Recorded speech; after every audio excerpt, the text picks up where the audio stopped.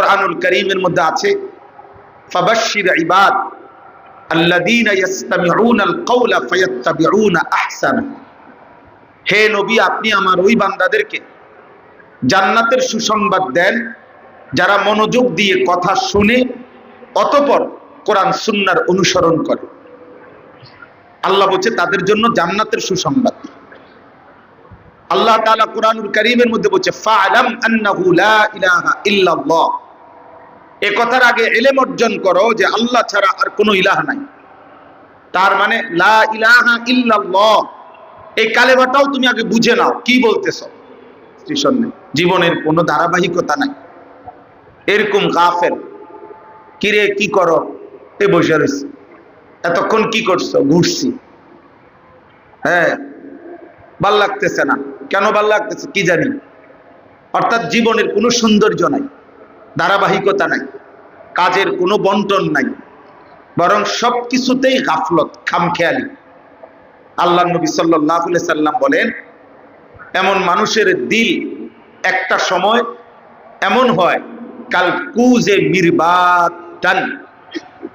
এই শব্দের অর্থ হলো ওই কলসির মতো যা উল্টে ফেলা হয়েছে, উল্টানো হয়েছে, এই উল্টা কলস এর মতো হয়ে যায়, নবীজি সাল্লাল্লাহু আলাইহি সাল্লাম বলেছে।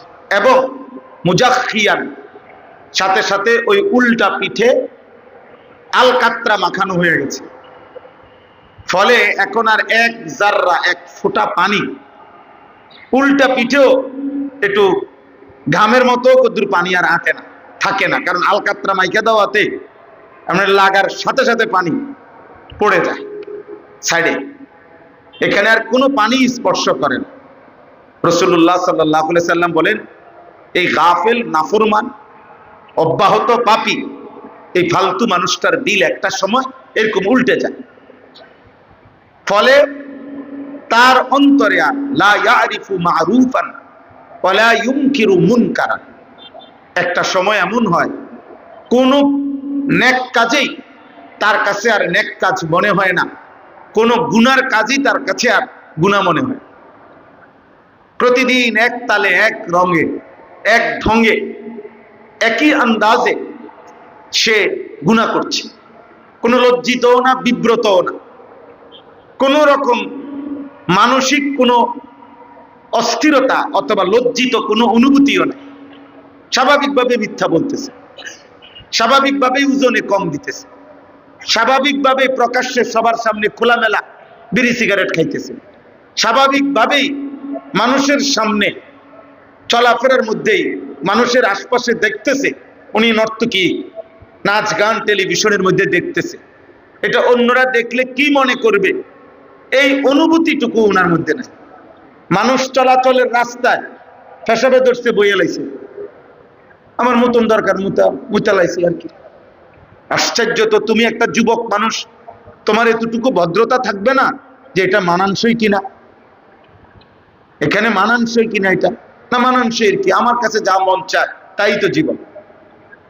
এই যে এই এরকম হওয়া, এরকম হয়, এটা আল্লাহ নবী সাল্লাল্লাহু আলাইহি সাল্লাম বলেন এটা হলো ওই কথার প্রমাণ যে তার দিল উল্টানো, যার ফলে ওই দিলে আল্লাহর কথা বললেই, ধাক্কা লাগলেই পড়ে যায়, আটকে না, দিলে ঢোকে না, দিলে ঢোকে না।